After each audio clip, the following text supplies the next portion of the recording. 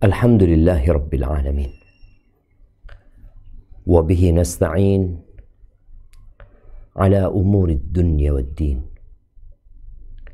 Wassalatu wassalamu ala sayyidil mursalin wa imamil muttaqin. Qaidil ghurril muhajjalin.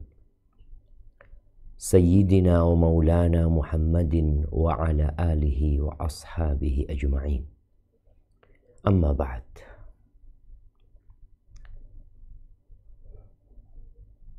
Dakwah Islam ini akan terus dilakukan oleh hamba-hamba pilihan Allah dari satu generasi ke generasi selanjutnya. Kita tahu Rasul Sallallahu Alaihi Wasallam meninggal dunia, lalu dakwah itu dilanjutkan oleh para sahabatnya. Mereka pun meninggalkan kota Madinah menuju ke negeri-negeri yang jauh untuk menyampaikan agama Allah ini. Mereka pun meninggal dunia. Datang generasi yang selanjutnya, para tabi'in. Dan mereka menghadapi berbagai tantangan dan rintangan.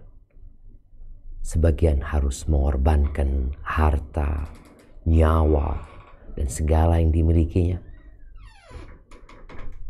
Namun, tetap tantangan itu tak pernah berhenti. Sebentar lagi kita akan membaca tentang bagaimana usaha dari orang-orang musyrikin dalam rangka menghadang arus dakwah Islam ini. Di generasi pertama, di masa Rasul Sallallahu Alaihi Wasallam. Di masa kita pun, kita akan menghadapi permasalahan yang tidak jauh berbeda, tapi tentunya lebih dahsyat apa yang dialami oleh orang-orang yang terdahulu. Jamaah rahimakumullah, kita masih di fase 5 tahun pertama dari dakwah Rasulullah Sallallahu Alaihi Wasallam. Di 5 tahun itu 100 sahabat lebih sudah ada di Habasyah, karena mereka tidak mampu lagi untuk menegakkan agama mereka di kota Mekah, maka pilihannya adalah hijrah. Rasulullah Sallallahu Alaihi Wasallam bersama beberapa sahabat masih menetap di kota Mekah, yang tentunya mereka akan menghadapi berbagai macam tantangan dan penindasan dari orang-orang musyrikin. Kita sudah membaca pada pertemuan sebelumnya bagaimana orang-orang musyrikin berusaha untuk melakukan negosiasi dengan Nabi alaihi salatu wassalam melalui pamannya. Tapi ternyata pamannya tetap tidak merespon baik permintaan orang-orang musyrikin. Bahkan beliau siap memasang badan untuk melindungi Rasulullah Sallallahu Alaihi Wasallam. Kemudian kiranya apa yang akan dilakukan oleh orang-orang musyrikin tatkala mendapati jalan buntu negosiasi, tidak ada kesepakatan yang dibuat, dan dakwah Islam terus berjalan. Akhirnya mereka berpikir bahwa membunuh Nabi alaihi salatu wassalam adalah usaha terakhir yang bisa mereka melakukan. Walaupun mereka tahu resikonya besar. Tapi dikatakan oleh orang-orang Arab ya, fama hilatul muttarri illa rukubuh. Orang yang terpaksa, ya udah, mau apa ya, dilewatin jalan itu.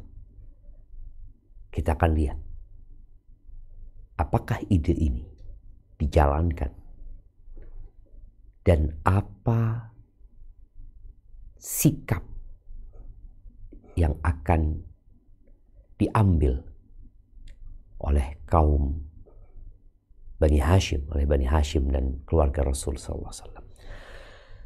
Naam, tafadhali. Barakallahu fikum.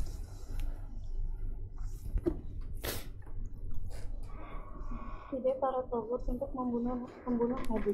Setelah orang-orang Quraisy mengalami kegagalan dalam 2 kali kedatangan mereka untuk mempengaruhi Abu Thalib, maka mereka kembali bersikap keras dan bengis, bahkan jauh lebih keras dari sebelumnya. Pada hari-hari itu, tiba-tiba muncul ide di pentolan-pentolan Tawud mereka untuk membunuh Nabi Shallallahu Alaihi Wasallam dengan cara santet. Barakallahu fikum. Naam. Iya. Disebutkan bahwasanya ide para Taghut. Taghut ini adalah ungkapan untuk orang-orang yang melampaui batas dalam kekufurannya. Mengajak kepada kekufuran dan berusaha untuk menjadikan orang-orang itu keluar dari agama Allah Azza wa Jalla, menyembah selain Allah Jalla Jalaluh. Nah, kemudian disebutkan di sini bahwasanya mereka memilih jalan pintas, yaitu membunuh Nabi alaihi salatu wassalam. Dengan cara apa? Di sini disebutkan untuk membunuh Nabi dengan cara santet.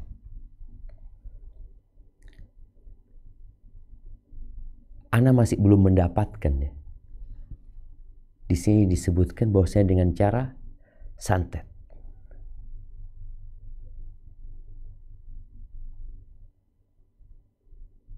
Sepertinya salah, jemaah. Ini perlu diperbaiki. Untuk membunuh Nabi dengan cara lain. Jadi kalau Ana tadi nyari santet ini nggak ketemu di sini. Nah, jadi diganti dengan cara lain. Baik, silakan dilanjutkan, diperbaiki ya, tolong diperbaiki dengan cara lain, bukan dengan cara santet.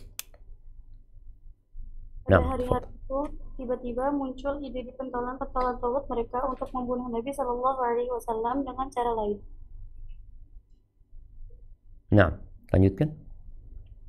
Namun, kebengisan dan munculnya ide semacam itu justru semakin mengokohkan posisi Islam. Dengan masuknya 2 pahlawan Mekah, yaitu Hamzah bin Abdul Muthalib dan Umar bin Al-Khattab. Di antara bentuk kebengisan itu, suatu hari Utbah bin Abu Lahab menemui Rasulullah. Ini ada yang salah ya, bukan Utbah tapi Utaibah. Abu Lahab ya, punya 2 anak, Utbah dan Utaibah. Ini Utaibah. Nah,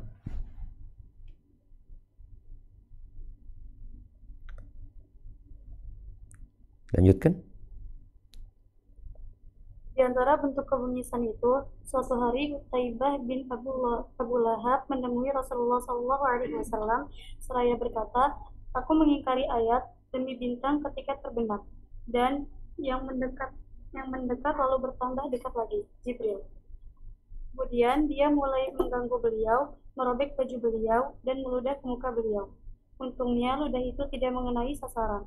Saat itu beliau berdoa, "Ya Allah, buatlah dia dilahap seekor anjing dari ciptaanmu." Lanjutkan. Doa beliau benar-benar dikabulkan. Suatu kali Utaibah pergi ke Syam bersama rombongan Quraisy. Suatu malam mereka sedang singgah di suatu tempat di Syam, tepatnya di Az-Zarqa.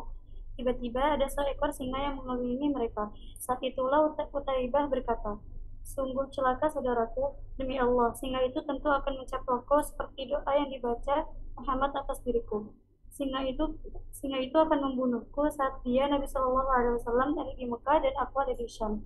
Singa itu menyibak kerumunan orang lalu menerkap kepala Utaibah hingga tewas. Barakallahu fikum. Naam, ahibati fillah. Utaibah ibn Abu Lahab ini sepupu, misanan Jadi kita tuh kalau disakiti sama orang jauh, orang yang tidak ada hubungan kekerabatan, ya, orang beda kota, beda negara, wajarlah.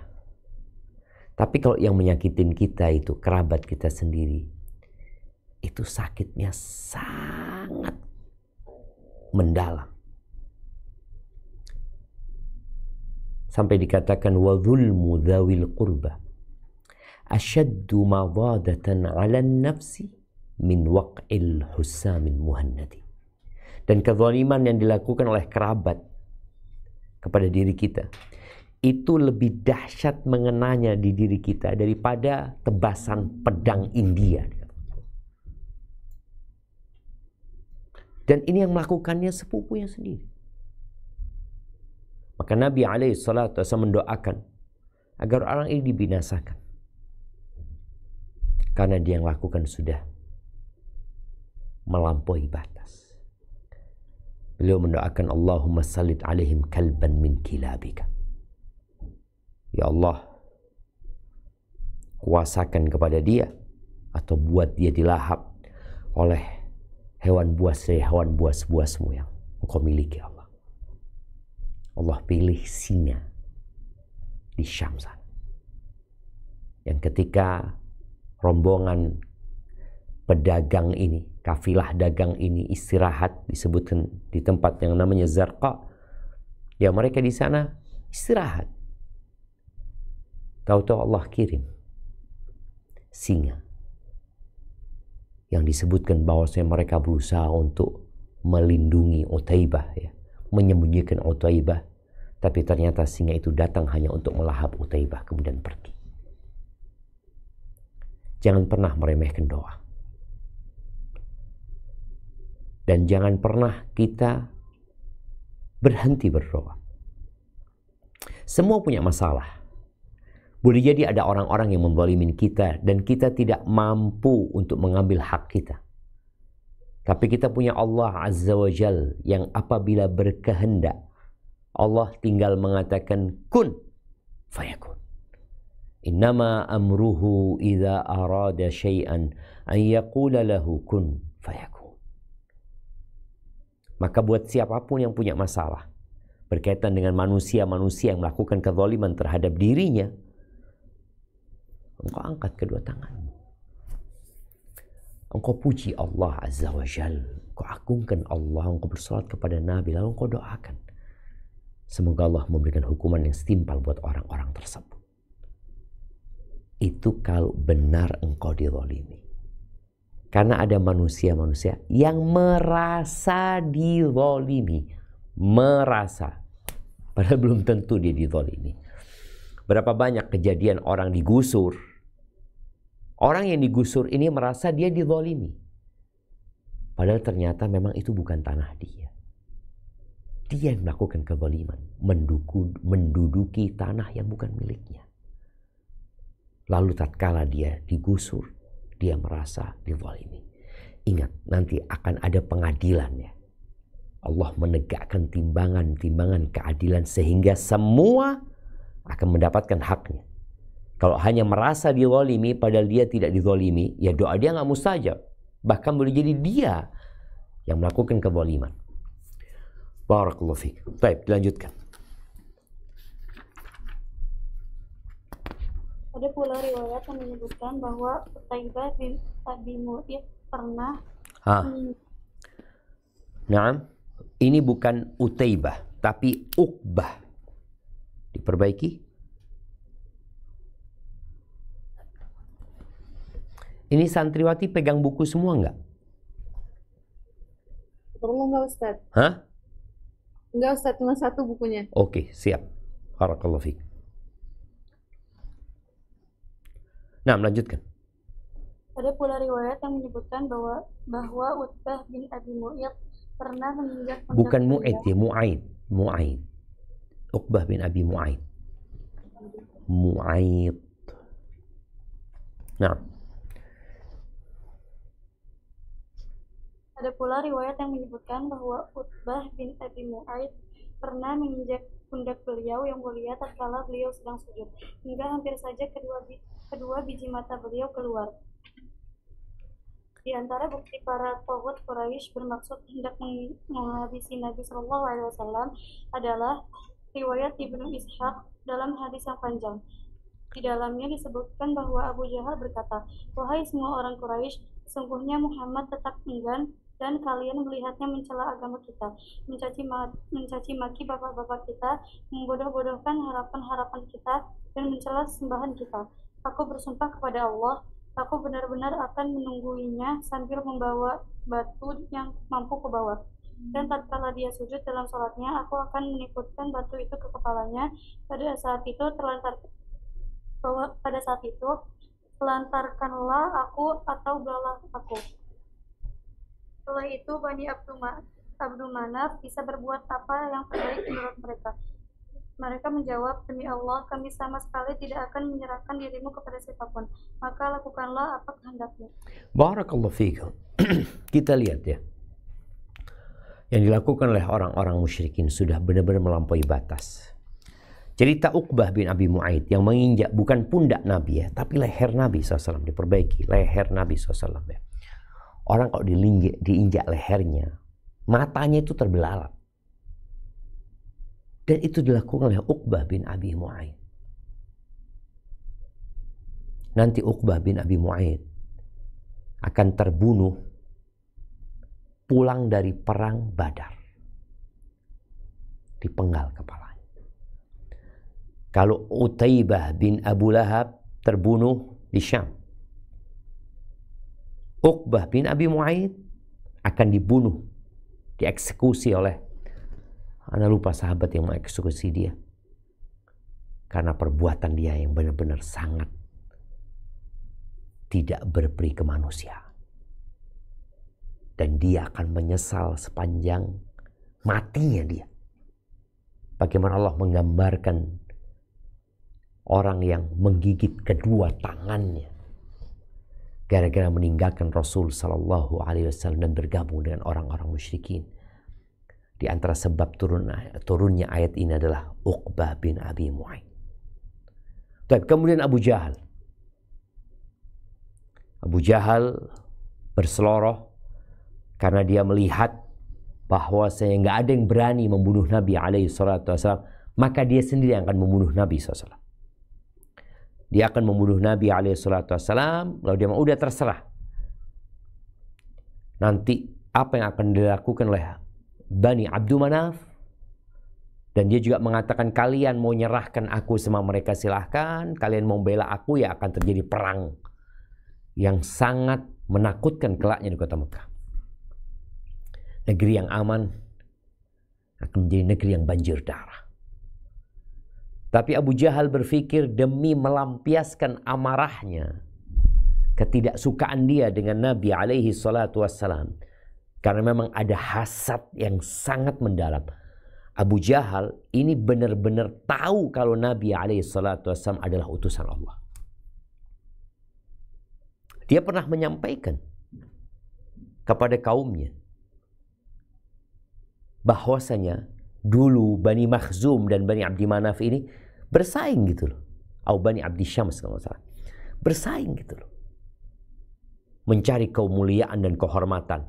Ketika mereka sudah setara seperti kuda pacu yang berada di satu garis yang sama ya.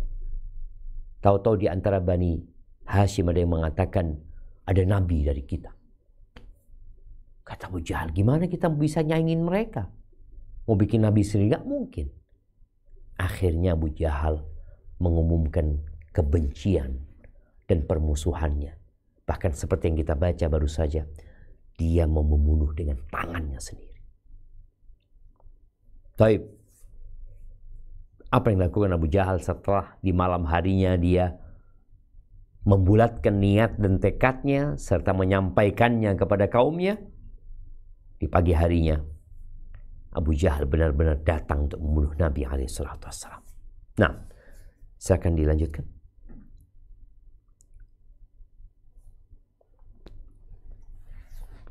Esok paginya, Abu Jahal mengambil batu seperti yang dia katakan. Kemudian duduk menemui Rasulullah SAW. Orang-orang menunggu apa yang bakal dilakukan Abu Jahal. Tatkala beliau sedang sujud, Abu Jahal mengambil batu lalu mendekati beliau. Tatkala jaraknya sudah dekat, tiba-tiba dia mundur dengan muka pucat dan gemetar.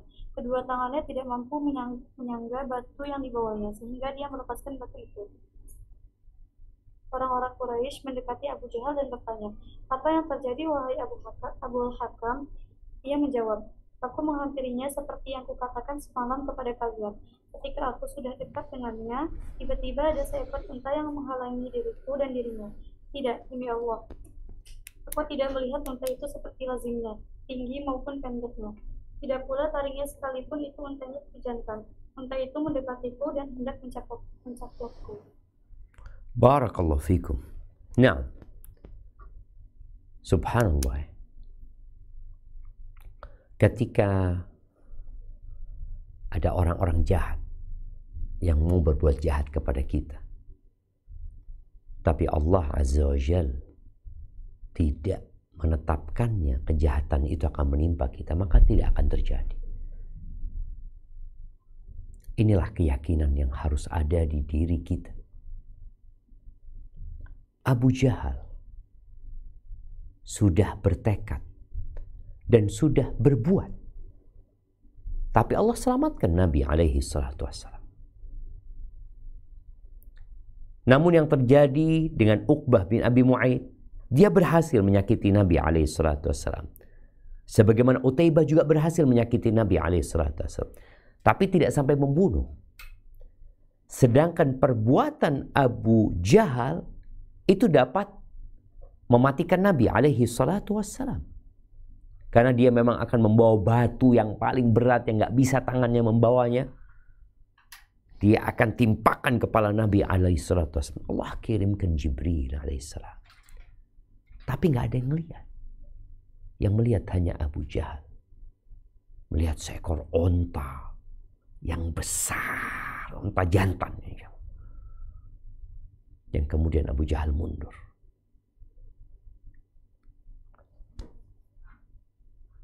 Anda ingat dengan cerita seorang ustadz ya, ketika dia berdakwah di Malang sana. Di sana banyak terjadi pemurtadan. Akhirnya muncullah pemuda-pemuda yang mau menghalangi ustadz ini agar tidak berdakwah di sana. Itu datang orang-orang dengan parangnya.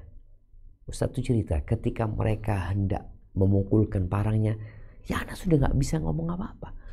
Anak tangkis dengan tangan anak gitu loh. Anak tunggu parang itu menyentuh tangan gitu ya. Tapi tahu-tahu mereka mundur semuanya. Allah akan menolong hambanya ketika dia benar-benar berjuang untuk Allah Azza wa Jalla. Nabi alaihissalatu wassalam sholat. Abu Jahal datang hendak mengeprukkan batu kepada Nabi alaihissalatu wassalam. Allah kirimkan yang menghalangi Abu Jahal dari keinginannya. Barakallahu fiik. Nah, lanjutkan. Ishaq menuturkan, diceritakan kepadaku bahwa Rasulullah SAW bersabda, itulah Jibril alaihi salam. Andai kata dia mendekat lagi, tentu Jibril akan membinasakannya. Karena perbuatan Abu Jahal terhadap Rasulullah SAW itulah yang mendorong Hamzah radhiyallahu anhu masuk Islam. Setelah itu,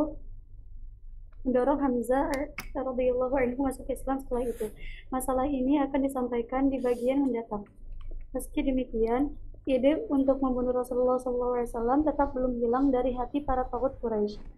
Ibnu Ishaq meriwayatkan dari Abdullah bin Amr bin Al-As, dia berkata, aku mendatangi mereka yang sedang berkumpul di Hijr.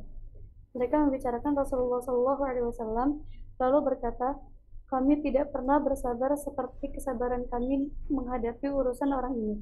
Kami benar-benar telah bersabar menghadapinya karena suatu urusan yang besar. Lanjutkan.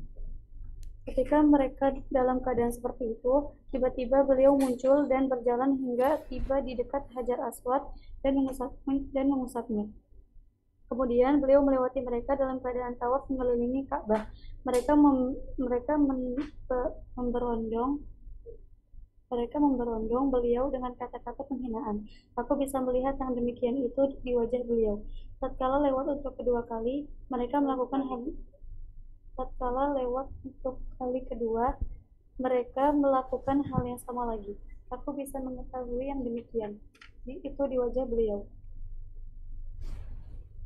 Kemudian tatkala beliau lewat untuk kali ketiga, mereka melakukan hal yang sama lagi. Saat itu beliau berdiri kemudian bersabda, adakah kalian yang mendengar, wahai semua orang Quraisy, demi yang diriku ada di tangannya, aku telah datang kepada kalian sambil membawa sembelihan. Enggak, baik. Ini aku sambil membawa sembelihan, bukan. Diterjemah, aku telah datang kepada kalian dengan ancaman sembelihan. Dengan ancaman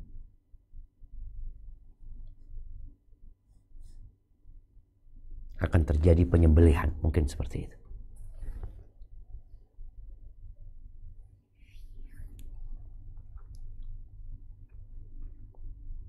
Dengan ancaman penyembelihan. Nah,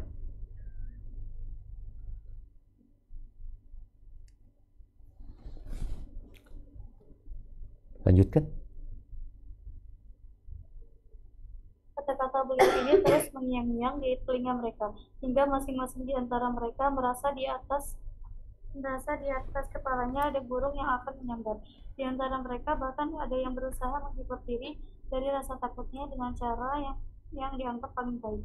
Lalu berkata, pergilah wahai Abu Al-Qasim, demi Allah, engkau bukanlah orang yang asing. Barakallahu fikum. Iya.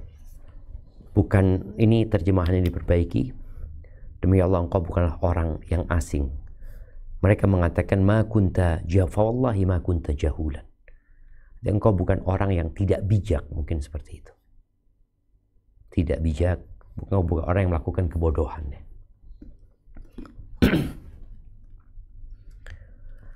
Subhanallah jamaah. Terkadang ucapan itu lebih menyakitkan daripada lemparan batu. Rasulullah SAW datang tawaf, tapi orang-orang Quraisy sedang duduk. Kemudian ketika Nabi melewatin mereka, dibuli Nabi SAW dengan ucapan-ucapan yang menyakitkan hati. Ucapan-ucapan itu Allah sebutkan dalam Al-Quran. Imma beliau dikatakan orang gila, dikatakan penyihir, dukun, penyair, pembual. Ada banyak cerita yang dirangkai oleh orang-orang Quraisy untuk menyakiti Nabi SAW. Ya, ketika beliau lewat, dengar omongan itu, ya terlihat perubahan di wajah Nabi SAW. Dan Allah Azza wa Jalla mengatakan ya tentang hal ini. Walaqad na'lamu annaka yadhiqu sadruka bima yaqulu. Kami benar-benar tahu bahwasanya dadamu menjadi sempit gara-gara omongan orang-orang itu. Sempitnya dada akan terlihat dari raut wajah yang berubah. Maka akhirnya Nabi SAW berhenti. Lalu mengatakan kepada mereka bahwa aku datang dengan ancaman sembelihan, penyembelihan. Bahwasanya akan ada yang disembelih di antara kalian. Akan dibantai kalian. Omongan itu membuat orang-orang Quraisy ketakutan. Kenapa? Anda mau tanya sama Satriwati ini, ada hadiahnya. Kenapa omongan Nabi Muhammad SAW, ini kuis pertama nih, membuat orang-orang Quraisy ketakutan mereka. Bahkan akhirnya omongan itu membuat mereka tertunduk ya. Lalu mereka meminta Nabi SAW untuk beranjak dan meninggalkan mereka. Kenapa? Nah, tafadhal. Ini kuis pertama.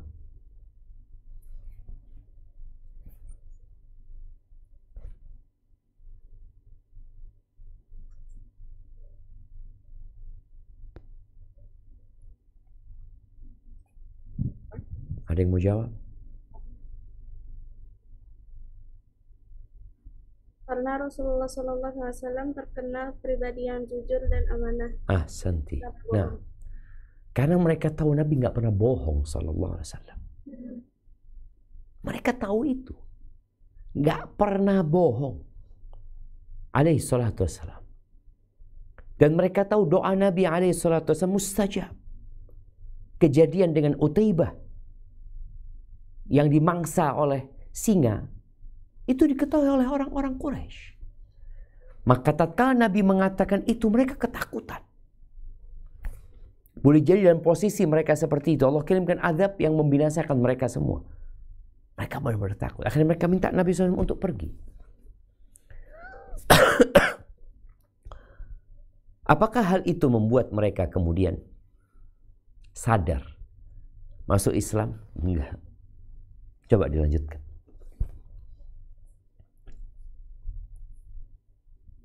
Besok harinya mereka berkumpul lagi. Setelah beliau muncul, mereka pun berembuk. Akhirnya secara serentak mereka mengepung beliau. Kau lihat salah seorang di antara mereka memegang jubah beliau. Abu Bakar berdiri di samping beliau sambil menangis. Dia berkata, apakah kalian tega membunuh seseorang yang berkata Rabbku adalah Allah? Kemudian mereka beranjak pergi meninggalkan beliau. Ibnu Arm berkata, itulah kondisi paling keras yang dilakukan Quraisy yang pernah kulihat. Ibnu Amr ya, bukan Arm. Ibnu Amr, ini hadisnya Abdullah bin Amr bin As. Ibnu Amr. Baik, kita lihat jemaah. Mereka berpikir bahwa menyerang adalah pertahanan yang paling bagus. Akhirnya keesokan harinya, dengan harapan tidak terjadi lagi apa yang kemarin terjadi, mereka berusaha untuk menyerang Nabi SAW. Tapi akhirnya Abu Bakar hadir ya, untuk membela Nabi SAW.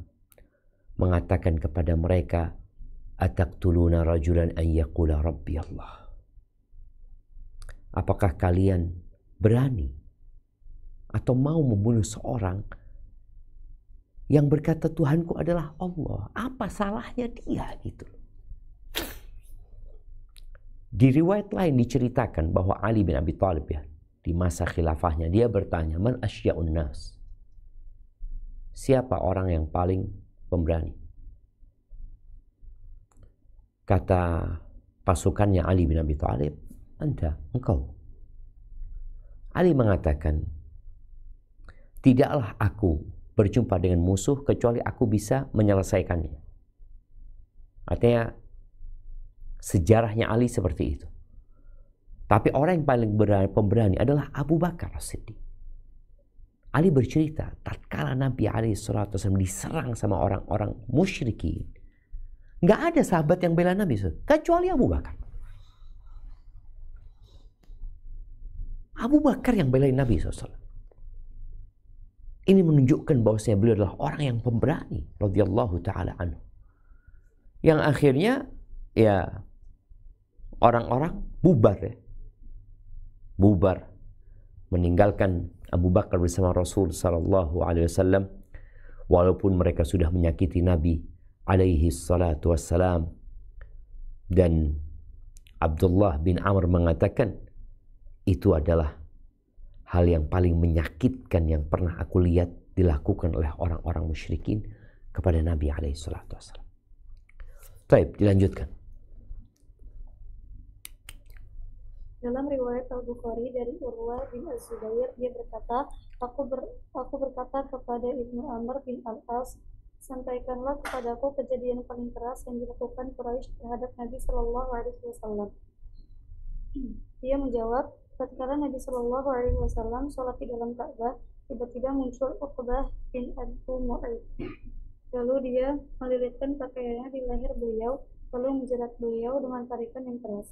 Lalu Abu Bakar tiba dan langsung menciumkan pundaknya serta serta menyingkirkannya dari sisi beliau. Seraya berkata, apakah kalian tega membunuh seseorang yang mengatakan Tuhanku adalah Allah? Barakallahu fiik. Kita lihat Uqbah bin Abi Mu'aid, bagaimana dia terus menyakiti Nabi SAW. Nabi diinjek sama dia lehernya. Yang kejadian ini dicekik dengan pakaiannya. Siapa yang datang belain Nabi SAW? Abu Bakar Siddiq radhiyallahu ta'ala anhu. Ahibbati fillah. Kalau ada ustadz yang saat ini berdakwah, mungkin dibatalkan kajiannya, mungkin dilarang untuk menyampaikan ceramahnya, mungkin diusir dari kampungnya. Hal yang biasa. Karena memang orang yang menegakkan kebenaran, akan ada iblis dan bala tentaranya yang tidak menyukai dia. Maka iblis akan menghembuskan bisikan-bisikan agar mereka melakukan tindakan-tindakan yang kalau dipikir dengan akal sehat, mereka seharusnya tidak melakukan itu. Maka Abu Bakar Siddiq ketika bela Nabi SAW dan menyelamatkan Nabi SAW, apa yang beliau katakan? Ataqtuluna rajulan an yaqula rabbi Allah. Kalian tega membunuh seorang, apa sih dosanya dia? Dia hanya mengatakan Rabbi Allah. Allah Tuhanku. La ilaha illallah. Tiada yang berhak disembah kecuali Allah Jalla Jalaluh. Itu kalian mau bunuh orang karena itu. Ya. Sumayyah dibunuh karena itu. Masyitah binti Fir'aun, tukang sisirnya putrinya Fir'aun bersama anak-anaknya dibunuh karena mengatakan itu.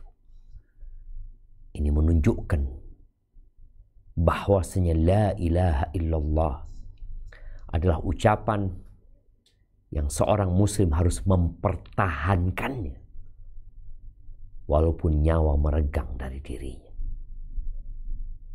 Kenapa? Karena semua akan ditinggalkan dunia ini dan kita akan berjumpa dengan Allah Azza wa Jalla. Barakallahu fiik. Nah, dilanjutkan. Dalam hadis riwayat dari Asma As-Suraih mendatangi Abu Bakar dan berkata, "Temui sahabatmu." Maka ia pergi meninggalkan kami. Rasulullah telah 4 kali mendatangkan ancaman. Ia keluar dan berkata, apakah kalian tega membunuh seseorang yang mengatakan Rabbku adalah Allah? Maka mereka mengurungkan niatnya dan berbalik ke Abu Bakar. Setelah itu Abu Bakar kembali ke tempat kami dan tidak ada jalinan rambutnya menyentuh sesuatu pun kecuali kembali bersama kami. Barakallahu fiik. Naam. As-Sarih ini orang yang meminta pertolongan. Ya, As-Sarih ini orang yang meminta pertolongan mendatangi Abu Bakar Siddiq, ya, sambil mengatakan adrik sahibaka, kata dia. Selamatkan kawanmu, kata dia. Maka akhirnya Abu Bakar meninggalkan sahabat-sahabat yang lain. Kemudian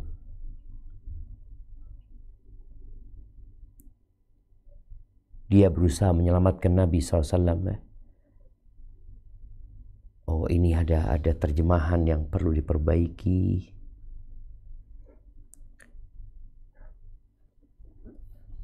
Maka ia pergi meninggalkan kami.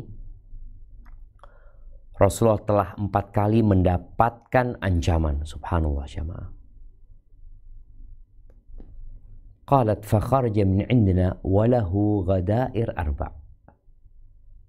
Maka ia pergi, yakni Abu Bakar pergi meninggalkan kami, dan Abu Bakar itu memiliki, diperbaiki terjemahannya, coba ditampilkan.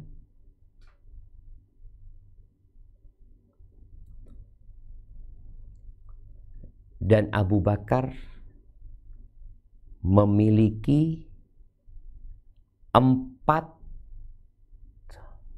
apa bahasanya? Rambutnya itu dikepang 4, bukan dikepang. Iya, dikepang. Iya, 4 kepang.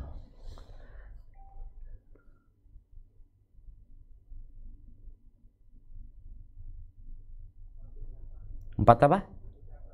4 ikatan rambutnya, 4 ikatan rambutnya. Nah, sahih. Mungkin 4 ikatan rambutnya.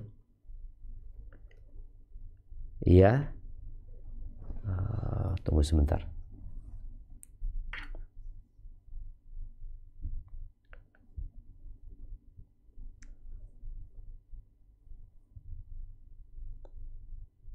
Bismillah.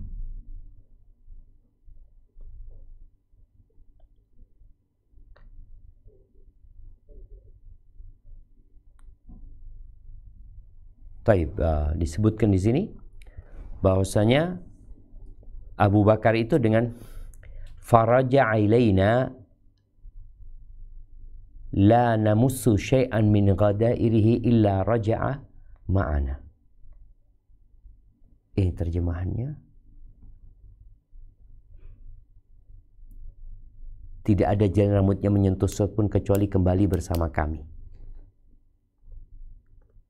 Nah, berbalik ke Abu Bakar. Maka mereka mengulurkan niatnya dan berbalik kepada Abu Bakar. Ya, akhirnya falahu anhu wa aqbalu ala Abi Bakar. Taib, yang terjadi Abu Bakar kan belain Nabi SAW. Akhirnya mereka meninggalkan Nabi SAW memukuli Abu Bakar. Tadi akhirnya rambutnya semrawut Abu Bakar ya, yang mungkin ditarik sama orang ke sana kemari. Karena mereka akhirnya memukuli Abu Bakar Siddiq radhiyallahu taala anhu. Dan ini perjuangan Abu Bakar ya. Tapi alhamdulillah tadi disebutkan rambutnya tetap lengkap Abu Bakar ya, kembali dengan 4 kepang rambutnya, walaupun ya dia disakiti oleh orang-orang musyrikin. Taib ahibati fillah. Abu Bakar lagi, Abu Bakar lagi, Abu Bakar lagi. Oleh karena itu Rasulullah sallallahu alaihi wasallam beliau mengatakan tidak ada satupun ya dari orang-orang yang pernah berbuat baik kepada Nabi alaihi salatu wasallam kecuali Nabi sudah membalas budi mereka, illa Abu Bakar, kecuali Abu Bakar. Maka Allah Azza wa Jalla yang akan membayarkan, yang akan memberikan balasan yang setimpal buat Abu Bakar Siddiq radhiyallahu taala anhu. Memang kita lihat bagaimana perjuangan Abu Bakar sejak awal bersama Nabi alaihi salatu wasallam sampai hijrah pun Abu Bakar yang mendampingi alaihi salatu wasallam. Taib, itu cerita selesai. Tapi orang-orang musyrikin tidak berhenti menyakiti Nabi alaihissalatu wassalam. Masih ada usaha mereka. Karena mereka tidak akan pernah puas sampai Nabi terbunuh alaihissalatu wassalam. Itu keinginan mereka. Taib, kita lanjutkan ke cerita masuk Islamnya Hamzah bin Abdul Muttalib. Yang tadi disebutkan bahwa salah satu yang menyebabkan masuk Islamnya Hamzah adalah karena melihat keponakannya disakiti, ditindas, dilukai. Maka mau tidak mau, sebagai seorang paman ya, paman walaupun umurnya ini tidak terlalu jauh ya dari Hamzah. Jadi beda umur Nabi alaihissalatu wasallam sama Hamzah ini 2 atau 4 tahun. Tapi Hamzah ini saudara beda ibu dengan Abdullah, ayahnya Nabi alaihissalatu wasallam. Nah, silakan dibaca. Masuk Islamnya Hamzah bin Abdul Muttalib. Di tengah suhu yang diliputi awan kezaliman dan penindasan, tiba-tiba muncul seberkas cahaya yang menyinari jalan, yaitu masuk Islamnya Hamzah bin Abdul Muttalib radhiyallahu anhu. Dia masuk Islam pada penghujung tahun 6 dari kenabian, lebih tepatnya pada bulan Dzulhijjah. Mengenai sebab keislamannya adalah bahwa suatu hari Abu Jahal melewati Rasulullah di Bukit Safa, lalu dia menyakiti dan menganiaya beliau. Rasulullah diam saja, tidak berbicara sedikit pun kepadanya, sehingga memar dan darah mengalir. Selepas itu dia pulang menuju tempat pertemuan kaum Quraisy di sisi Ka'bah dan berbincang dengan mereka. Kala itu budak wanita Abdullah bin Jud'an berada di kediamannya di atas bukit Safa dan menyaksikan pemandangan yang belum lama terjadi. Kemudian Hamzah datang dari berburu dengan menenteng busur panah, maka dia langsung memberitahukan kepadanya tentang kelakuan Abu Jahal tersebut. Lanjutkan. Menyikapi hal itu, sebagai seorang pemuda yang gagah lagi punya harga diri yang tinggi di kalangan suku Quraisy, Hamzah marah berat dan langsung bergegas pergi dan tidak peduli dengan orang yang menegurnya. Dia berkonsentrasi menyiapkan segalanya bila berjumpa dengan Abu Jahal dan akan memberikan pelajaran yang paling pahit kepadanya. Maka ketika dia masuk Masjidil Haram, dia langsung tegap persis di arah kepala Abu Jahal sembari berkata, "Hai Sayyidina, engkau berani mencaci maki keponakanku padahal aku sudah memeluk agamanya." Kemudian dia memukulinya dengan pagang busur panah dan membuatnya terluka dan babak belur. Melihat hal itu, sebagian orang-orang dari Bani Makhzum, yaitu dari suku Abu Jahal, terpancing emosinya. Demikian pula dengan orang-orang dari Bani Hashim dari suku Hamzah. Abu Jahal melerai dan berkata, biarkan Abu Imarah julukan Hamzah, sebab aku memang telah mencaci maki keponakannya dengan cacian yang amat jelek. Keislaman Hamzah pada mulanya adalah sebagai pelampiasan rasa percaya diri seseorang yang tidak sudi dihina oleh tuannya. Namun kemudian Allah melapangkan dadanya, dia kemudian menjadi orang yang berpegang teguh dengan tali kokoh Islam dan menjadi kebanggaan kaum muslimin. Barakallahu fikum. Iya, mungkin gelarnya bukan Abu Imarah ya, Abu Umarah. Abu Umarah. Kita lihat jamaah, bagaimana Hamzah yang selama ini mungkin tidak terlalu peduli. Dia seorang pemuda yang hobi berburu, yang tidak ada cerita tentang dia membela Nabi alaihissalam. Selama ini cerita pembelaan dari pamannya Abu Talib, nggak ada cerita dari Hamzah. Tapi lama-kelamaan, mungkin dia melihat keponakannya ini terus disakiti. Ya. Nggak kuat namanya paman ini. Hubungan kekerabatan memiliki dampak yang kuat dari pembelaan yang dilakukan oleh Hamzah. Walaupun Hamzah sebenarnya tidak berada di agama Nabi Muhammad alaihissalam, sebagaimana pamannya. Dan Hamzah karena dia masih muda, ya kalau ini kejadiannya di tahun ke-5 kenabian atau tahun ke-6 kenabian, berarti umur Hamzah pada waktu itu 50 tahun atau 48 tahun. Sedangkan pamannya Abu Talib sudah sepuh. Beliaulah yang dituakan oleh Bani Hashim. Hamzah ya, bagaimana dia dapat cerita dari budaknya yang kemudian membuat Hamzah nggak tahan, maka dia datang ke tempat Abu Jahal bersama orang-orang banyak. Artinya Abu Jahal tidak sedang sendirian. Hamzah siap menerima konsekuensi perbuatan dia. Kalau kemudian orang-orang Bani Makhzum akan menyerang Hamzah, Hamzah nggak peduli. Maka bagaimana Hamzah ketika di hadapan Abu Jahal, ya, dia mengatakan atashtum ibna akhi. Dia katakan engkau mencaci maki keponakanku, untuk menunjukkan hubungan kekerabatan Hamzah dengan Nabi SAW. Wa ana ala dinih, sedangkan aku berada di atas agamanya. Aku sudah memeluk agamanya. Padahal Hamzah belum masuk Islam.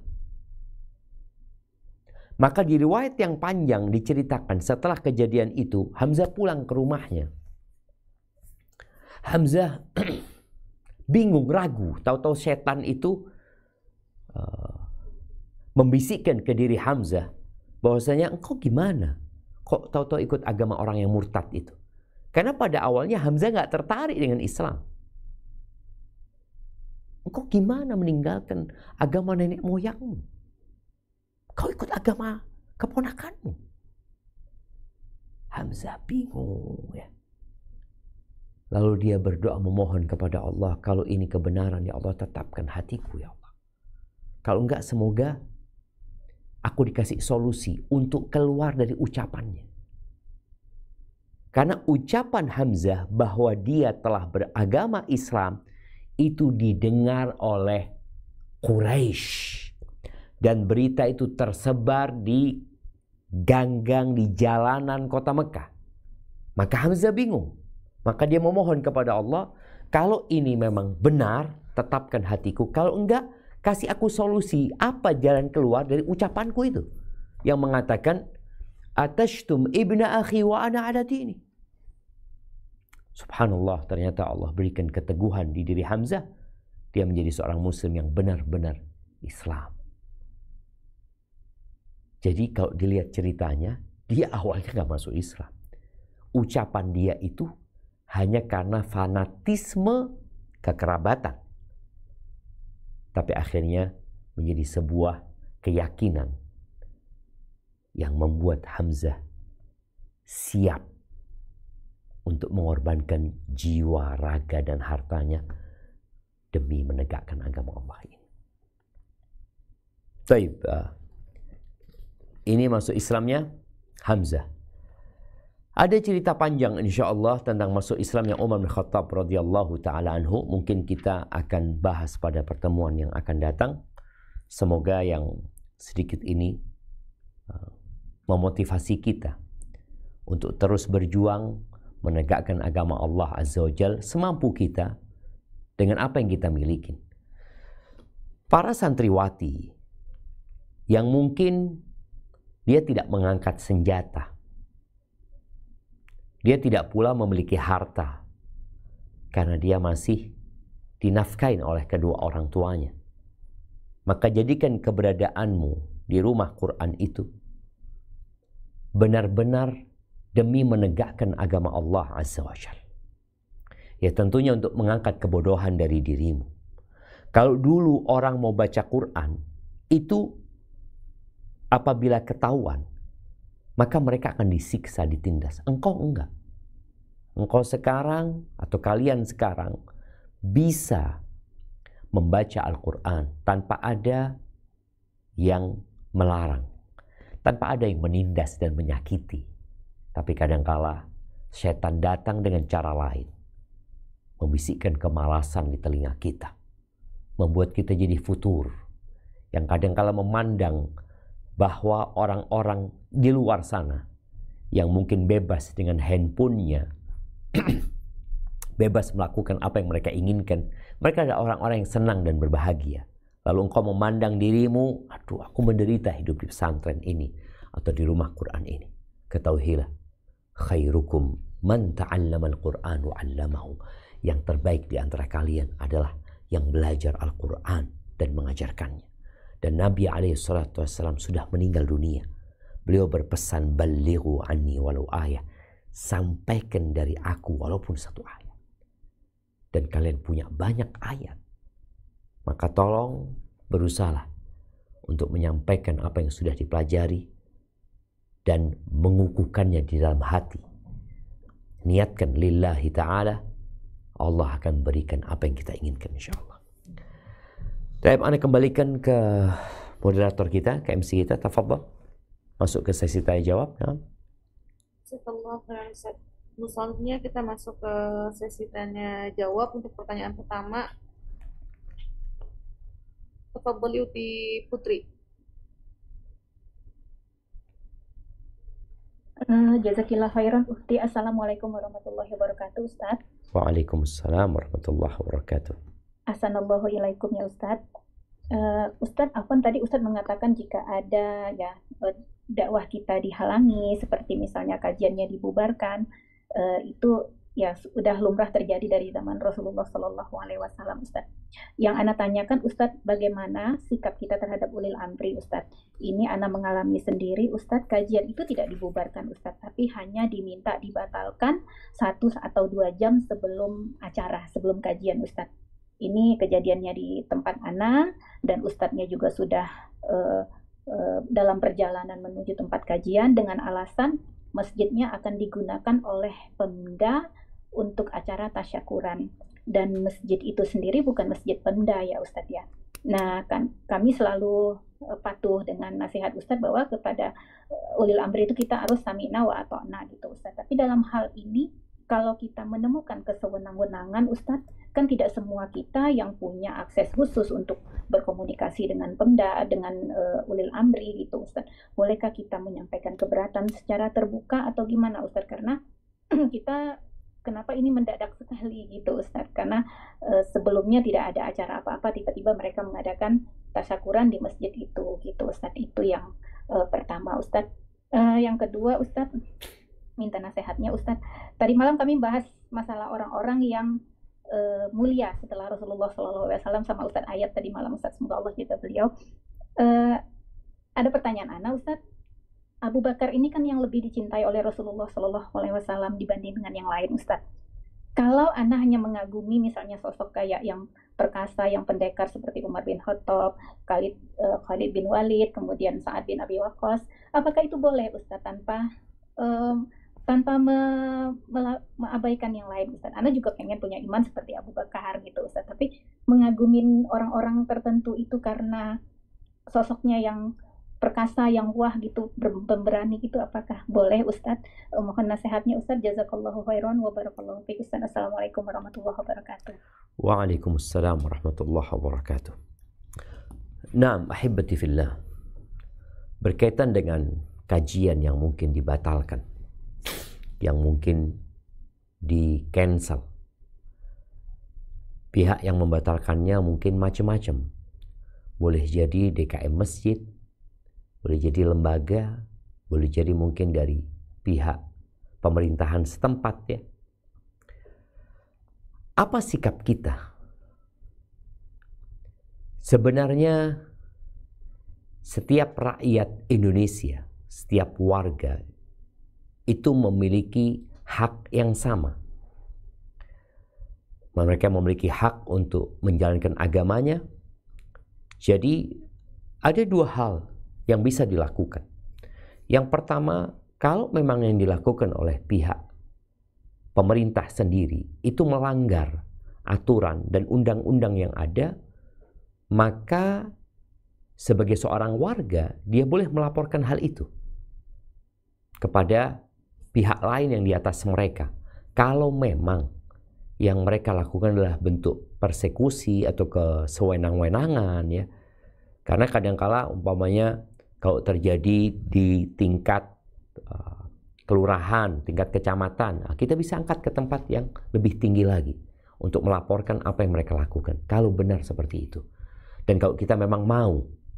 Karena kadangkala ya hanya menghabiskan waktu dan manfaat yang didapatkan tidak terlalu banyak gitu. Tapi kalau memang enggak, kayaknya perlu. Kalau kita enggak melaporkan, maka akan terjadi kesewenang-wenangan di momen-momen selanjutnya. Karena sekali lagi, alhamdulillah, negara kita bukan negara yang tidak beragama. Kita tahu sila pertama dari Pancasila adalah ketuhanan yang Maha Esa.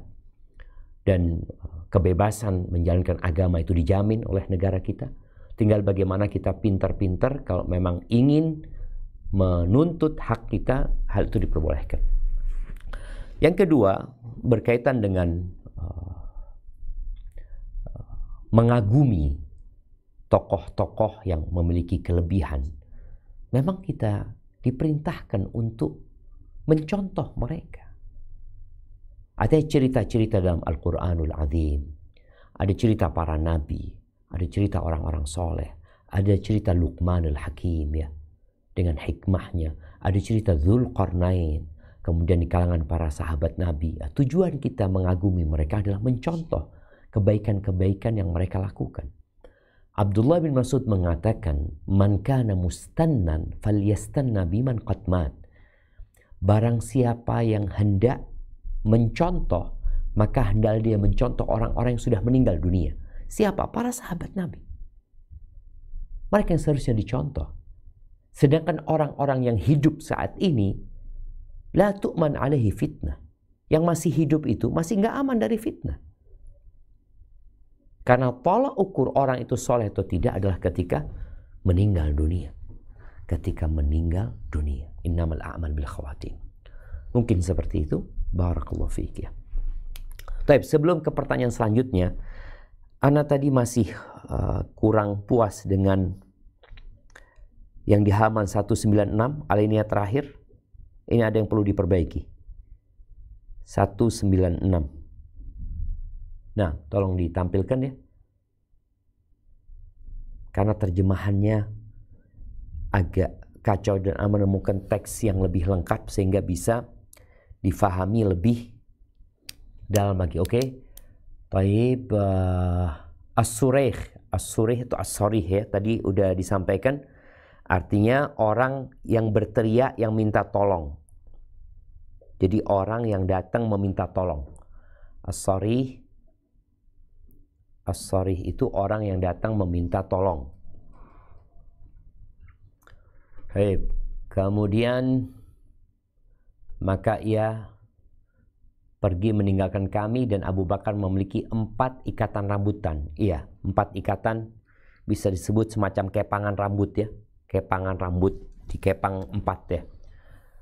Kemudian maka mereka mengurungkan niatnya dan berbalik ke Abu Bakar. Ya, setelah mereka memukul Nabi SAW, akhirnya mereka jadi memukul Abu Bakar. Kemudian disebutkan setelah itu Abu Bakar kembali ke tempat kami dan tidak ada jalinan rambut ini tadi ikatan rambutnya menyentuh sesuatu pun kecuali kembali bersamanya, bukan bersama kami. Yang betul itu ma'ahu, bersamanya. Apa maksudnya? Ya, ini orang-orang itu memukul Abu Bakar dan menariknya hingga kepangan rambutnya terlepas satu persatu. Itu maksudnya. Jadi bukan kepangan rambutnya tetap seperti yang Anda tadi sampaikan, tidak. Maksudnya lepas kepangan rambutnya karena dipukulin dan ditarik oleh orang-orang Quraisy tadi. Maksudnya ikatan rambutnya terlepas satu persatu karena ditarik dan dipukulin oleh orang-orang musyrikin.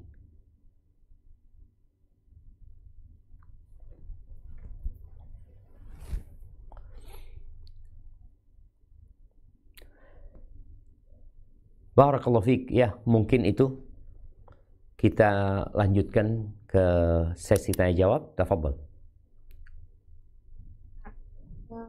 Pertanyaan kedua dari chat Zoom, Ustaz.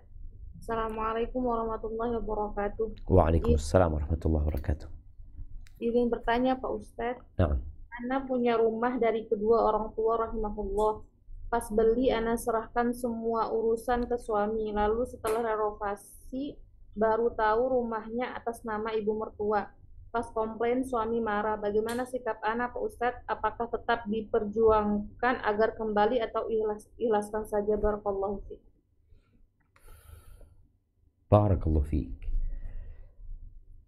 Ya, kalau bicara apa yang perlu dilakukan, yang pertama, tanyakan kepada suami kenapa dia melakukan itu. Artinya kadangkala kita itu tidak mau bertanya. Artinya kita menyalahkan, memang perbuatannya salah. Coba tanyakan kenapa engkau melakukan itu. Bukankah rumah itu milikku? Tunggu Afan, milik sang istri kan rumah itu kan? Nah, iya. Milik kedua orang tua ya. Milik sang istri sama suami dibalik nama jadi namanya mertua. Mertua artinya jadi namanya ibunya suami gitu kan? Ya, milik istrinya, peninggalan orang tuanya. Masya Allah jemaah. Iya, maka yang perlu dilakukan adalah bertanya, kenapa dia melakukan itu? Karena dia sudah mengambil yang bukan haknya. Nanti baru setelah dapat jawaban dari suami, nanti boleh ngambil tindak lanjut yang lainnya, tindakan yang lainnya maksudnya. Umpamanya kenapa dia melakukan itu, ya kalau ternyata dia mau merampas, mau mengambil hak istrinya, sebuah kezaliman. Dan kezaliman itu adalah kegelapan pada hari kiamat. Yang kedua, kalau anti mau mengikhlaskan, itu hak anti. Tapi kalau anti mau menuntut hak anti, ya itu milik anti. Maka boleh. Kalau ternyata memang suami melakukan kezaliman, tapi kalau dia jawabannya nanti apa, Allahu a'lam ya. Apa jawaban dia? Dia mungkin mau menyelamatkan ini itu ya. Karena ini akan berdampak kepada ahli waris lainnya nantinya. Ketika sang istri meninggal dunia, itu orang yang seharusnya dapat jadi nggak dapat. Kenapa? Karena itu bukan milik istri. Jadi kalau anti mau mengikhlaskan ini, memberikan hal itu kepada mertua, jadi dimiliki oleh mertua, ya tafadhol. Tapi kalau anti mau mengambil hak anti juga silahkan ya. Mungkin anti yang akan lebih tahu dampak positif dan negatifnya ke dalam rumah tangga anti. Kalau nanti mungkin tetap atas nama orang tua, nama mertua, tapi berangkat ke notaris, itu bisa membuat perjanjian bahwa ini hanya atas nama, bukan dimiliki. Karena kadang-kala memang ada kita beli tanah ya atas nama ana, padahal bukan milik ana, tapi atas nama ana. Kemudian kita berangkat ke notaris membuat perjanjian bahwa ini hanya meminjam nama, sedangkan pemilik yang sebenarnya adalah fulan, seperti itu. Itu mungkin bisa dilakukan. Hadza wallahu a'lam bissawab. Nah. Apakah masih ada waktu untuk tanya jawab? Tafadhol. Masih panjang waktu kita. Alhamdulillah. Ini pertanyaan dari chat Zoom lagi, Ustaz. Nah. Assalamualaikum, Ustaz. Waalaikumsalam warahmatullahi wabarakatuh. Izin bertanya, bagaimana jika saya kurang berhati-hati dalam suatu hal karena sangat husnudzon kepada seseorang sehingga percaya dan pasrah saja, dan ternyata muncul kejadian menyebabkan orang kecelakaan atau meninggal dalam perjalanan dakwah. Apa saya seperti ini dihukumi zalim kepada orang lain karena kurang hati-hati? Jazakallah khairan. Afwan, husnudzonnya itu coba diulangin. Karena husnudzon kepada seseorang sehingga percaya dan pasrah saja. Kemudian orang ini kecelakaan dan meninggal dalam perjalanan dakwah. Menyebabkan orang lain. Ya. Baik. Ahibati fillah. Ana meraba, mungkin maksudnya percaya sama orang nyetirin mobil, mungkin pasrah sama orang berkaitan dengan maintenance terhadap mobilnya, tahu-tahu bannya bocor, tahu-tahu bannya meledak di jalanan yang menyebabkan kecelakaannya. Yang perlu diperhatikan, apabila seorang sudah berusaha secara maksimal, dia percaya kepada seseorang karena dia tahu orang ini sebenarnya bisa dipercaya, tapi kemudian orang ini melakukan keteledoran yang menyebabkan tadi mungkin kendaraan itu mengalami kecelakaan, maka insya Allah orang ini tidak berdosa. Tapi kalau dia memberikan tugas kepada orang yang tidak kompeten, artinya orang nggak bisa nyetir mobil, kita suruh nyetir mobil. Kita tahu, ini bukan bicara husnudzon, kita tahu memang dia nggak bisa nyetir mobil, maka kita akan mendapatkan bagian dari apa yang terjadi. Tapi kalau enggak, ana husnudzon sama fulan, memang fulan orangnya baik, fulan selama ini bekerja dengan baik, hanya saja pada waktu itu ya namanya kecelakaan, nggak bisa dihindari, maka insya Allah nggak ada masalah. Tapi memang perlu kehati-hatian. Ana dengar cerita seorang ustadz ya, yang ternyata orang yang dekat sama dia itu adalah seorang pengkhianat gitu sebenarnya. dia berhusnudzon, dia berbaik sangka. Ada banyaklah kejadian orang-orang yang berbaik sangka kepada orang lain, tapi terkadang kita yang terlalu berbaik sangka.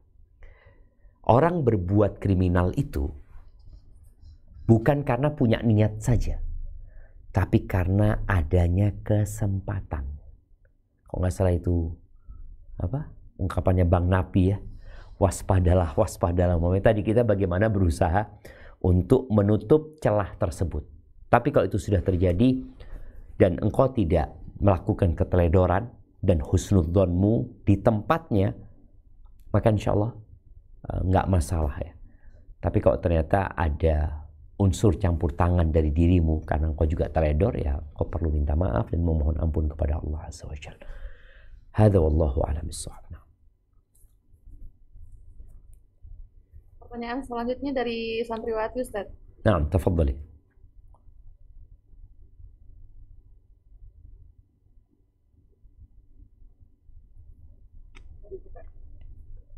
Assalamualaikum Ustaz. Waalaikumsalam warahmatullahi wabarakatuh. Ahlan wa sahlan. Kif halak? Alhamdulillah khair Ustaz. Ustaz, ana izin mau bertanya. Naam. Jadi ana pernah nonton live-nya Habib, nggak sengaja sih Ustaz, tapi ana nonton gitu live-nya Habib. Terus ada yang komen di live Habib itu tentang Ustaz Sunnah pokoknya. Terus dijawab sama kayak nanya, pokoknya si orang ini komen kayak Ustaz Sunnah ini menurut antum gimana Habib gitu, kata Habibnya kalau ana sih kurang suka yang beliau sama Salafi itu, soalnya kok bisa ibu bapak Nabi dibilang masuk neraka gitu katanya Ustaz. Naam. Jadi bapak Nabi itu masuk neraka apa gimana Ustaz? Masya Allah, barakallahu fiik. Ustaz. Naam, ahibati fillah. Berkaitan dengan kedua orang tua Rasul sallallahu alaihi wasallam, apakah keduanya di neraka atau keduanya masih memungkinkan untuk ada di surga Allah Azza wa Jalla? Masalah ini memang ada khilaf di antara para ulama. Sebagian ulama ada yang memastikan, seperti Al-Imam An-Nawawi umpamanya, berdasarkan Nabi SAW pernah meminta izin kepada Allah Azza wa Jalla. Nanti akan kita bahas ya. Beliau meminta izin kepada Allah Azza wa Jalla untuk memohonkan ampun buat ibunya, tapi dilarang oleh Allah Azza wa Jalla. Lalu beliau meminta izin untuk berkunjung ke makam ibunya, dikasih izin sama Allah Azza wa Jalla. Ada sebagian enggak yang mengatakan bahwasanya orang tua Nabi termasuk ahli fatrah. Dan ada juga banyak riwayat-riwayat yang mengatakan setelah diutusnya Nabi SAW bahwa ayah ibunda Nabi dibangkitkan kembali, kemudian keduanya bersyahadat. Ada banyak riwayat-riwayat, tapi yang jelas ya, mungkin masalah orang tua Nabi SAW tidak perlu kita membahasnya. Artinya mereka sudah selesai urusannya. Yang perlu dibahas adalah bagaimana kita, bagaimana orang tua kita. Semoga orang tua kita diampuni dosa-dosanya dan masuk ke surga Allah Azza wa Jalla, dan semoga kita dimatikan husnul khatimah.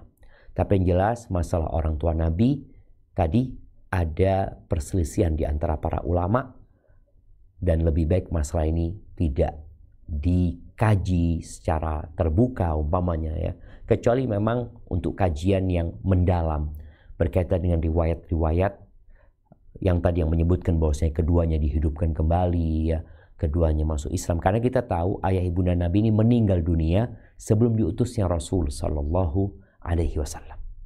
Jadi mereka nggak pernah berjumpa Nabi alaihi salatu wasallam dalam kondisi Nabi sudah jadi Nabi. Ayahnya meninggal dunia ketika Nabi ya di perut ibundanya. Ibundanya meninggal dunia pada saat Nabi alaihi salatu wasallam berumur 6 tahun. Jadi nggak ada dakwah pada waktu itu. Makanya kalau kita membaca cerita Waraqah bin Naufal tidak dikatakan sahabat. Waraqah bin Naufal tidak dikatakan sahabat. Kenapa? Karena dia meninggal dunia sebelum turunnya ya ayyuhal muddathir qum fa'anzir. Memang dia masih hidup pada saat turun Iqra bismi rabbikal ladzi khalaq. Dan Waraqah berada di atas tauhid. Maka ada beberapa riwayat yang menyebutkan bahwasanya ada yang bermimpi Waraqah dalam kondisi baik ya, dalam kondisi yang begitu indah, karena memang dia di atas tauhid walaupun pada saat itu dia belum didakwain untuk masuk ke dalam Islam.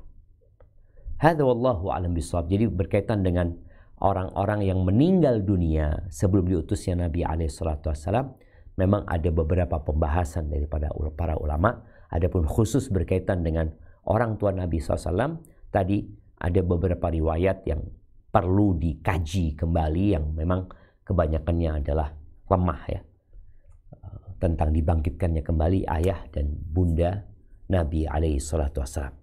Tapi intinya tadi ini termasuk permasalahan yang mungkin tidak perlu dibahas, yang kalau mau dibahas pun dibahas oleh para penuntut ilmu untuk benar-benar memastikan tadi kebenaran riwayat-riwayat yang mengatakan bahwasanya keduanya dihidupkan kembali. Kenapa? Karena ada yang gagal faham gitu. Yang gagal faham. Yang dia mungkin berpendapat nggak benar pendapat itu. Oke, kalau nggak benar, kenapa nggak benar?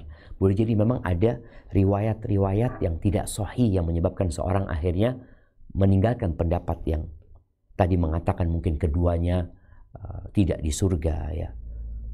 Wallahu a'lam bishawab. Tapi intinya tadi permasalahan ini mungkin kalau mau dikaji oleh para penuntut ilmu, silahkan, yang dengannya kemudian dia jadi punya ilmu yang mendalam tentang hal ini. Tapi karena hal ini juga tidak ada kaitannya dengan amal kita, jadi lebih baik nggak perlu kita menyibukkan diri mengkaji hal itu. Hadza wallahu a'lam bishawab. Nah, pertanyaan selanjutnya dari chat Zoom. Assalamualaikum warahmatullahi wabarakatuh. Waalaikumsalam warahmatullahi wabarakatuh. Ustadz, saya ingin curhat. Saya dilema, Ustadz. Di samping ilmu saya belum sampai, saya nggak tahu harus ngapain. Jadi adik saya telah melakukan zina dengan wanita non-muslim sampai hamil 3 bulan. Terus keluarganya nuntut untuk dinikahi, tetapi wanita ini nggak mau ikut masuk Islam. Maunya mereka menikah secara Nasrani dengan perempuan ini dengan tetap mempertahankan agama masing-masing. Dalam proses ini mereka buat kesepakatan kalau setelah anaknya lahir mereka langsung cerai. Terus ceritalah adik saya ke ibu saya tentang masalah ini. Ibu jadi kepikiran, Ustadz, karena adik minta tolong dibantu untuk masalah keuangannya atas desakan dari keluarga pihak wanita untuk segera menikah. Ibu saya minta tolong ke saya buat ngebantuin karena ibu takut adik saya diapa-apain di sana. Mana adik saya sendiri di sana, Ustadz? Apa yang harus saya lakukan, Ustadz? Apalagi saya lagi nabung juga buat nikah. Assalamualaikum warahmatullahi wabarakatuh. Waalaikumsalam warahmatullahi wabarakatuh. Allah Azza wa Jalla mengatakan wala taqrabuz zina innahu kana fahishatan wa sa'a sabil. Allah mengatakan kalian jangan mendekati zina, karena zina itu adalah perbuatan fahisyah yang menjijikkan dan jalan yang buruk sekali. Orang yang dekat-dekat sama api dia akan terbakar. Kalau nggak terbakar dia akan merasakan panasnya. Zina pun seperti itu. Hendaklah kita menjauh dari zina. Dan semoga Allah menyelamatkan keluarga kita, anak-anak kita dari syirik, zina, dan dosa-dosa besar lainnya. Kembali kepada pertanyaan. Apa yang perlu dilakukan? Yang pertama, hendaklah sang adik diminta bertaubat kepada Allah dengan taubatan nasuha. Dengan taubatan nasuha. Yang pertama. Yang kedua, itu anak tidak akan pernah jadi anaknya, itu anak zina. Gitu. Menurut pendapat jumhur ulama, ya nggak bisa. Anak itu anak ikut nasab ibunya, nggak ikut bapaknya. Kemudian yang ketiga berkaitan dengan menikah pada saat dua-dua yang tidak bertobat, boleh jadi nikahnya nggak sah. Menikahi ahlul kitab itu boleh, tapi ahlul kitab bukan yang pezina. Maka dalam kondisi yang seperti ini perlu ada mediasi dari orang-orang yang mungkin bisa dimintain pertolongannya untuk mediasi. Karena bagaimanapun nih anak-anak zina. Apalagi kalau tadi dikatakan nikahnya secara Nasrani lah. Kalau pertanyaannya takut diapa-apakan si anaknya ibu ini, sampaikan kepada ibu bahwa anak ibu akan dilindungi secara hukum sebenarnya. Kalau dikatakan mungkin anak ibu memang melakukan kesalahan, ya dia harus bertobat kepada Allah Azza wa Jalla. Dan berkaitan dengan zina, ingat zina ini adalah dosa hamba kepada Allah Azza wa Jalla. Maka tatkala ada seorang yang datang kepada Nabi SAW lalu mengatakan, aku hamil dari zina. Nabi tidak bertanya SAW, dengan siapa engkau berzina? Enggak. Ya dosanya dia sudah. Maka tadi kalau memang, ya nggak tahu kalau bisa dilakukan memang tidak menikah, ya tidak menikah. Apalagi kalau dikatakan tadi nikahnya pura-pura saja, karena ada kesepakatan nanti setelah anaknya lahir bercerai, itu pernikahan yang tidak sah dalam agama kita. Nikah yang ada jangka waktunya yang disebut mut'ah, itu tidak sah dalam agama kita. Maka Anda lihat ini urusannya sudah ruwet ya. Ruwet dalam artian gara-gara dosa yang dilakukan, kemudian muncul berbagai macam dosa. Maka lebih baik diputus dosanya, diminta adik itu untuk bertobat kepada Allah dengan taubatan nasuha, kemudian minta kepada adik untuk berangkat ke KUA. Nasihat anak. Berangkat ke KUA, sampaikan ke para penghulu di sana, minta solusi dari mereka. Nanti insya Allah mungkin akan ada pendampingan. Apalagi kalau nikahnya dipaksa ya. Nikahnya dipaksa, kemudian dengan cara yang tidak sesuai dengan syariat Islam. Itu mungkin nasihat anak. Wallahu a'lam bishawab. Nah. Pertanyaan terakhir mungkin. Nah. Assalamualaikum. Waalaikumsalam warahmatullahi wabarakatuh. Mohon izin bertanya Ustadz, ada titipan pertanyaan dari hamba Allah. Apakah doa yang kita panjatkan untuk suami itu tidak akan terkabul jika suami masih tidak jujur kepada istri? Serta berdosakah bila seorang suami tidak memberi nafkah batin secara penuh kepada istrinya? Terima kasih. Barakallahu fiik.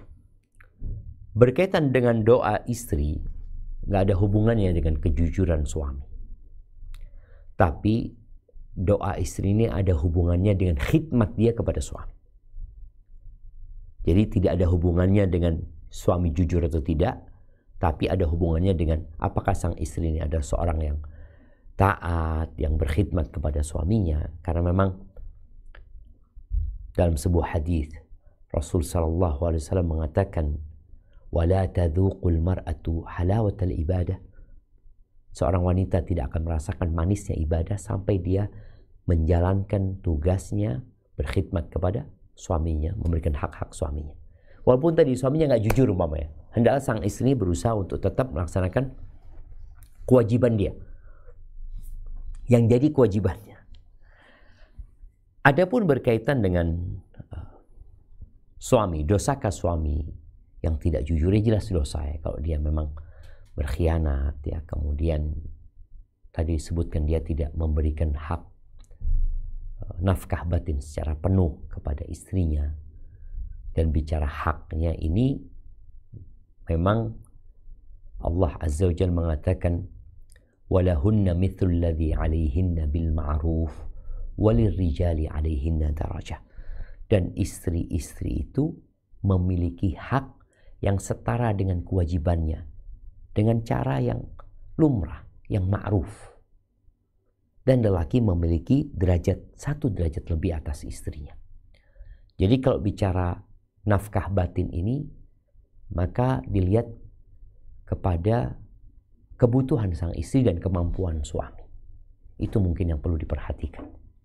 Barakallahu fiik, itu mungkin menjadi pertanyaan terakhir. Kita masuk ke sesi kuis, masih ada 2 pertanyaannya. Tapi pertanyaan yang pertama,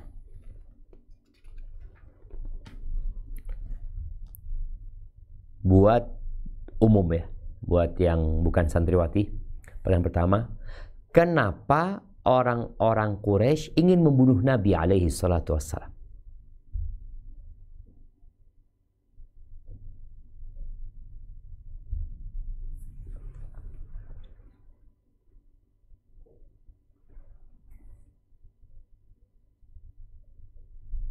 Nah,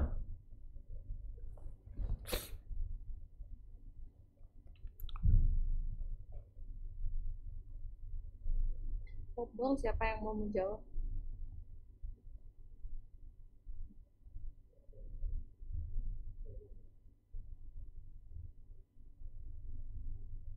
Silakan Uti Putri mau jawab pertanyaan.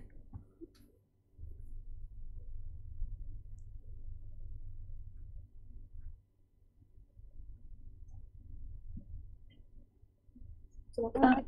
Afwan Uti kasih ke Bapak Muhammad Riza aja, Ana udah sering.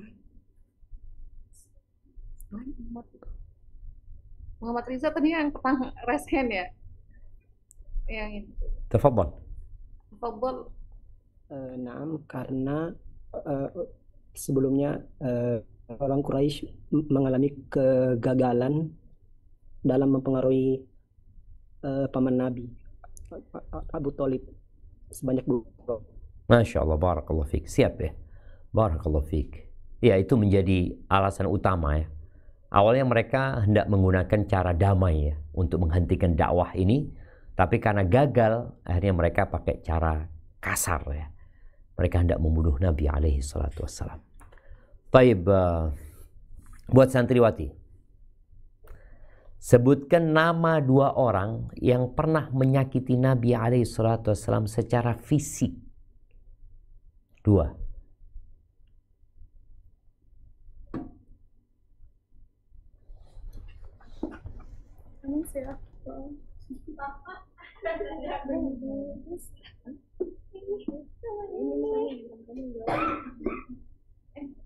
Nah, tafadhali. Utbah bin Abi Mut'aim. Siapa? Utbah bin Abi Mut'aim. Uqbah ya, Uqbah. Uqbah bin Abi Mu'aid. Naam. Dan Utaibah bin Abu Lahab. Dan Utaibah bin Abu Lahab. Ahsanti. Barakallahu fiik. Taib, itu yang bisa kita kaji pada kesempatan kali ini. Semoga apa yang kita pelajari bermanfaat buat kita, mendekatkan diri kita kepada Allah Azza wa Jal, dan bisa kita amalkan dalam kehidupan ini. Sampai berjumpa kembali. Subhanakallahumma bihamdika asyhadu an la ilaha illa anta astaghfiruka wa atubu ilaik. Ana mohon undur diri. Wassalamualaikum warahmatullahi wabarakatuh.